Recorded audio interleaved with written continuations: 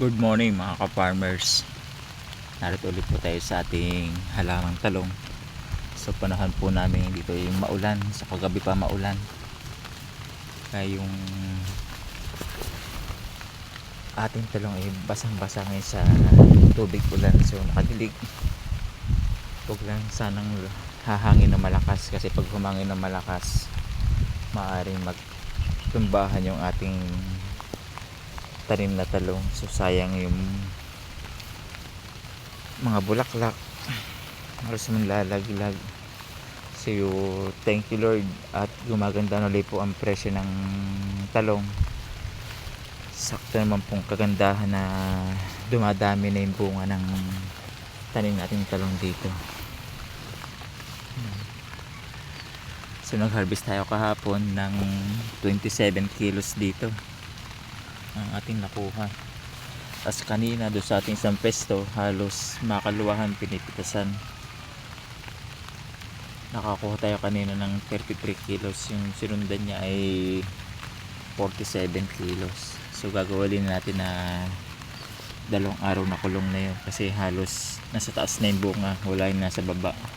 Ligaya nito na halos taas bumunga. Kasi yung pangunahing bulaklak nito ay nanlagas. Ito ngayon naka-recover na ulit. Ito ng bunga niya ngayon. Halos sunod-sunod na yung mapipitas natin dito.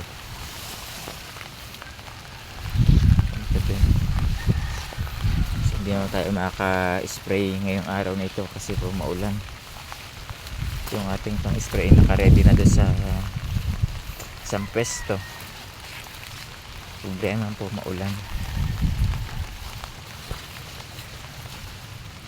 Ang harvest natin dito ay sa Tuesday naman ang harvest natin. Sana makarami na. Kasi maganda na yung presyo natin. Dito hindi tayo makalinis at maulan po ngayong araw na ito. Sana ay maglilinis tayo ng bawat punuan.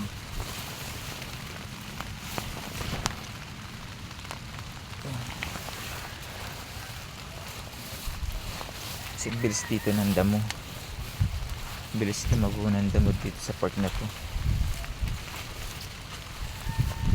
Yung iba nahilig na nga kasi ulan at may konting kasamang hangin. Kasi pa nagbalandrahan to, mahihirapan tayong dumaan o sa patalim pag-i-spray, mahihirapan tayo.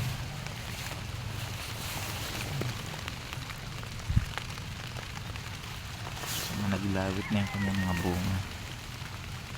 Kahit ito damo pa ng isa, lalapat na ngayon yung bunga niya sa lupa.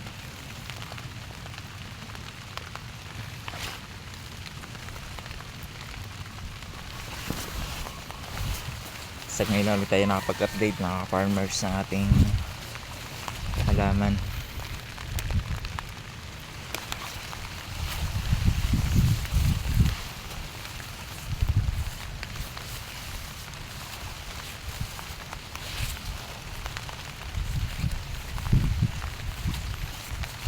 Kasi ito yung part na ito na hindi natin napabungkal ang lupa. Kaya ito, hindi tayo nakapaglagay masyado ng lupa sa punuan nila. Kasi medyo matigas yung lupa nito. Tapos yan yung nalalaglag na bulaklak.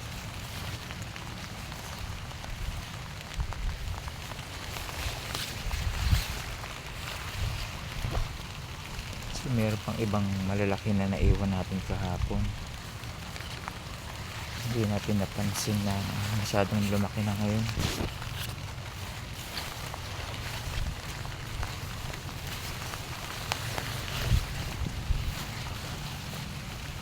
Ayan ito. Ito. Ilalim, malaki na. Hindi natin nakita kahapon ng gusto.